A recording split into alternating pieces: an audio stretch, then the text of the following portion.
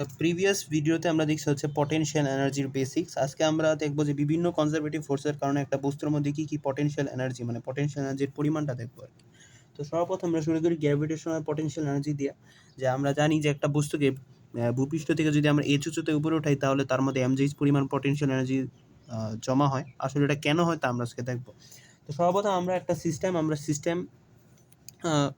System বিবেচনা করব, যেটা হইতেছে এই অবজেক্টটা, ভূপৃষ্ঠের উপর রাখা অবজেক্ট, আর এই পৃথিবী। এই অবজেক্টটা আর পৃথিবী দুইটা মিলা কিন্তু আমরা এই সিস্টেমটা চিন্তা করতেছি। এখন এই সিস্টেমের মধ্যে যে ইন্টারনাল ফোর্স কি কাজ করতেছে, first of all gravitational force, যেটা একটা কনজারভেটিভ ফোর্স, আর কোনো ফোর্স আমরা দেখতেছি না, মানে হচ্ছে একমাত্র এটা হচ্ছে ইন্টারনাল কনজারভেটিভ ফোর্স, আর কোনো এক্সটার্নাল ফোর্স নাই বা ইন্টারনাল নন কনজারভেটিভ ফোর্স নাই।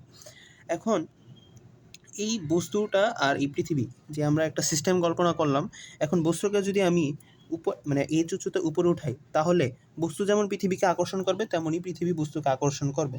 কিন্তু এই ক্ষেত্রে যে বল দ্বারা তার আকর্ষণ করবে, পৃথিবীর বর যেহেতু অনেক বড়, তাই পৃথিবীর অ্যাক্সেলারেশন খুবই কম হয় বা তার যে সরণ তা খুবই নগণ্য বা নেগলিজিবল, যার কারণে আমরা এর পটেনশিয়াল এনার্জি জিরো ধরতে পারি বা তা জিরোর কাছাকাছি।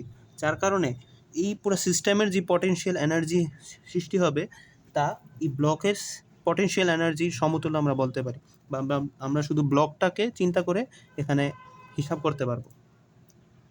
তো এখন যেহেতু যেই ফোর্সটা কাজ করতেছে, কনজারভেটিভ ফোর্সটা, যেটা হচ্ছে গ্র্যাভিটেশনাল ফোর্স, তো সবসময় কাজ করি ব্লকের উপর, মানে নিচ বরাবর।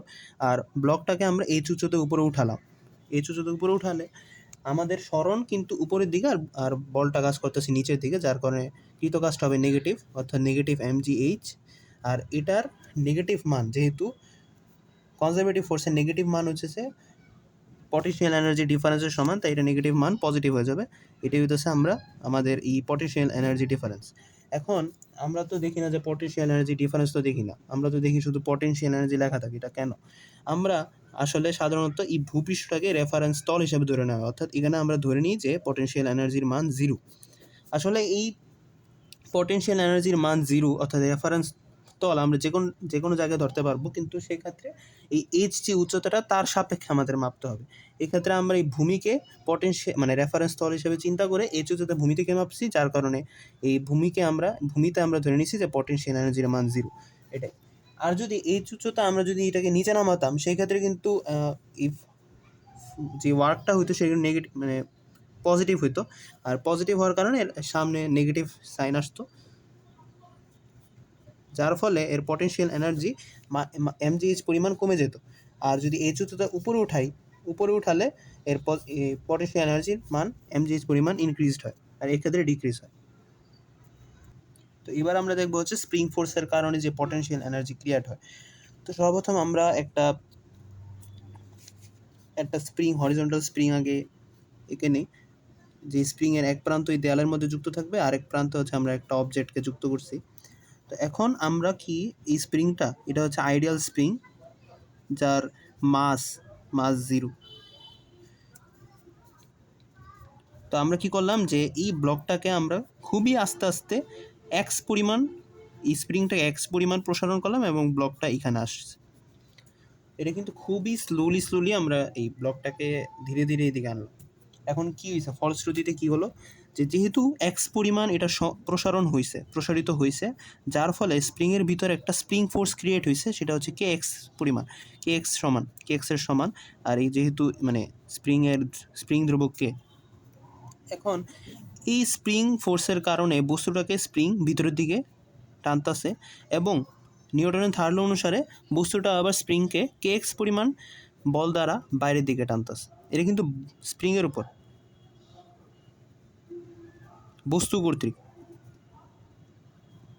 আবার এই পয়েন্টে অর্থাৎ দেয়ালে স্প্রিং করতেছে কি, দেয়ালকে কে এক্স পরিমাণ বলে টানতেছে, আবার দেয়াল কি করতেছে, স্প্রিংকে কে এক্স পরিমাণ বলে বাম দিকে টানতেছে। এখন প্রশ্ন হবে যে কেন কে এক্স পরিমাণ? কারণ যেহেতু এই স্প্রিংটা আইডিয়াল স্প্রিং, এর সব জায়গায় স্প্রিং ফোর্সের মান সমান হয়। আইডিয়াল স্প্রিং বা আইডিয়াল দড়ি বা স্প্রিং, এগুলার সর্বক্ষেত্রে এই টান বল বা স্প্রিং বল সমান হয়ে থাকে। এটা আরও কোনো একটা ভিডিওতে আলোচনা করা যাবে, বাট এটা জেনে রাখো। এখন এই পয়েন্টে স্প্রিংয়ের উপর কী কী এক্সটার্নাল ফোর্স কাজ করতেছে? একটা হচ্ছে দেয়াল তাকে বাম দিকে টানতেছে, আর এই ব্লকটা তাকে ডান দিকে কি এক্সপেরিমেন্ট টানতেছে। এখন স্প্রিংয়ের উপর কী কী এক্সটার্নাল ফোর্স দ্বারা কৃতকাজটা কত আগে আমরা দেখি। এটা কেন দেখবো? কারণ আমরা লাস্ট ভিডিওতে দেখছি যে এক্সটার্নাল ফোর্স দ্বারা কৃতকাজ সেটা কিসের সমান হবে? সেটা হবে তার মেকানিক্যাল এনার্জি ডিফারেন্সের সমান।